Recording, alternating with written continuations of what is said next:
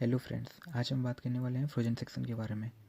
Frozen section का use surgery के दौरान मैलिग्नेंसी या फिर सर्जिकल मार्जिन को इवेलुएट करने के लिए किया जाता है।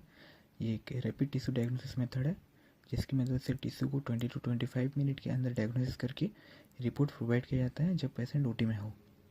इसकी मदद से मार्जिन इवेलुएट किया जाता है या फिर सर्जिकल मॉडिफिकेशन किया जाता है ताकि रीऑपरेशन ना करना पड़े। फ्रोजन सेक्शन के लिए क्रायोस्टेट इंस्ट्रूमेंट का यूज किया जाता है। डिटेल्स आगे डिस्कस करेंगे क्रायोस्टेट के बारे में। क्रायोस्टेट की मदद से टिश्यू को आई से एम्बेड किया जाता है, फिर उसका सेक्शन कटिंग किया जाता है और फिर माइक्रोस्कोप में ऑब्जर्व किया जाता है अबनॉर्मलिटीज़ को। अब बात करते हैं यूजेस के बारे में। Frozen section mainly oncological surgery में मार्जिन इवेलुएट के लिए किया जाता है, सर्जरी के दौरान रैपिड डायग्नोसिस के लिए और मेलिग्नेंसी कंफर्मेशन के लिए भी किया जाता है। अब बात करते हैं क्रायोस्टेट के बारे में। क्रायोस्टेट एक तरह का माइक्रोटूम है जो कि एक फ्रीजर के अंदर प्लेस किया गया है। फ्रीजर का टेम्परेचर -20 to -30 रहता है जो कि आइदर इलेक्ट्रिक फ्रीजिंग प्रोसेस से काम करता है या फिर लिक्विड नाइट्रोजन से फ्रीज होता है। अब डिस्कस करते हैं different components of cryostat. First, freezing self. Freezing self में लिक्विड नाइट्रोजन का यूज होता है जो कि अंदर की टेम्परेचर को मेंटेन रखता है -20 to -30 degree temperature. Spaceman holder. Spaceman holder जिसे चौक भी बोलते हैं, इसके ऊपर टिश्यू प्लेस किया जाता है और क्रायोजेल या फिर पानी की मदद से टिश्यू को आई से एम्बेड किया जाता है। इसे अपोजिट टू माइक्रोटूम प्लेस किया जाता है फॉर सेक्शन कटिंग। माइक्रोटूम। क्रायोस्टेट के अंदर एक रोटरी माइक्रोटूम का यूज होता है। एक हैंडल रहता है आउटसाइड द चैम्बर जिसे घुमाने पर टिश्यू होल्डर मूव करता है टूवर्ड्स द फिक्स ब्लेड और सेक्शन कट होता है। Blade holder. Blade holder microtome की फ्रंट में रहता है जिसमें क्लैम्प्स की मदद से ब्लेड फिक्स किया जाता है।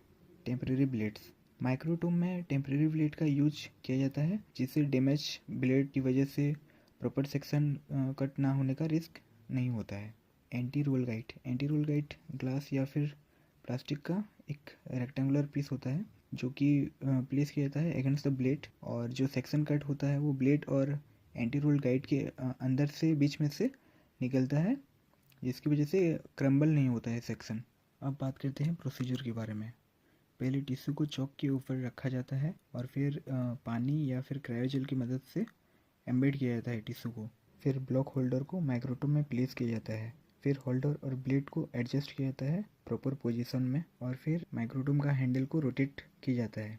एंटी रोलर गाइड ब्लेड के अगेंस्ट प्लेस किया जाता है जिसकी वजह से सेक्शन दोनों के बीच में से निकलता है और क्रम्बल नहीं होता है। उसके बाद सेक्शन को ग्लास स्लाइड से टच करके लिया जाता है और इमीडिएटली फिक्स किया जाता है इन 95% इथेनॉल फॉर 45 to 60 सेकेंड।